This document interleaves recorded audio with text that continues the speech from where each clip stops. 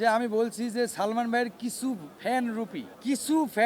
কিছু লোক আছে, এরা কি করে সালমান ভাইকে বিভিন্ন ইস্যুতে যাওয়ার চেষ্টা করে। এই যে লাশটা তোলার চেষ্টা করছে, আপনারা যারা কথা বলছেন বলেই তো লাশ উঠানো, এই সময় লাশটা উঠাচ্ছে। ভাই আমি ওনাদের উদ্দেশ্যে একটা কথা বলছি যে আপনারা দোয়া করেন ভাই, তাহাজ্জুদের নামাজ পড়ে সালমান ভাইয়ের জন্য দোয়া করেন, ফরজ নামাজের পর সালমান ভাইয়ের জন্য দোয়া করেন। ভাই আপনারা তো নিজের বাপ মায়ের জন্য দোয়া করেন না ভাই, সালমান ভাইয়ের জন্য কতটুকু দোয়া করবে সেটা তো আমি জানি। আমি করি সালমান ভাইয়ের জন্য দোয়া, আমি মান্না ভাইয়ের জন্য দোয়া করি, আমি সারা বাংলাদেশে সারা বিশ্বের মুসলমান যারা আছে মারা গেছে আমার বাবা সহ প্রত্যেকের জন্য আমি দোয়া করি। আপনারা অনেকেই করেন না।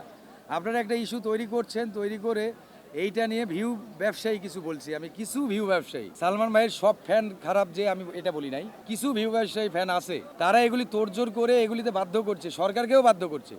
সরকার চিন্তা করছে যদি এটার বিচার না করি তাহলে একটু ঝামেলা হতে পারে, তো সরকার দেখা যাবে যে ঠিক আছে লাশ তোলা হোক। আমি বলছি ভাই আপনারা দোয়া করেন, ইহকালে যদি সালমান ভাইয়ের বিচার না হয় পরকালে হবে।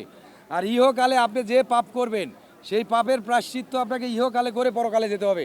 আমি আপনাকে বললাম, হয় ওই লোক যদি আপনার ক্ষতি করে, হয় ক্যান্সারে আক্রান্ত হবে, কিডনি ড্যামেজ হবে, রাস্তায় হোঁচট খেয়ে মরবে, নয়তো গাড়ির তলে পড়বে। আমি আপনাদের বললাম বিচার হবেই ভাই, আপনারা বিচারটা আল্লাহর কাছে দেন না। আপনারা এইভাবে এখন লাশ তুললে সালমান ভাইয়ের, ভাই একটা মানুষ যখন মারা যায় তার জন্য সবচেয়ে বেশি দোয়া চাইতে হয় ভাই, আল্লাহর কাছে দোয়া করতে হয়। আপনারা যদি এভাবে হলো এই এখনও আন্দোলন করছে বিচার চাই, বিচার না করলে এ হবে সে হবে, ভাই আমার মনে হয় এগুলি ভিউ ব্যবসা ছাড়া কিছু না। এইটা কিছুদের ক্ষেত্রে বলছি।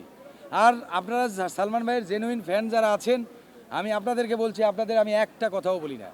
আপনারা যেটা করেন সেটা সহি করেন, সুন্দর করেন, আমি জানি। আর আপনাদের সাথে আমি একতা প্রকাশ করি।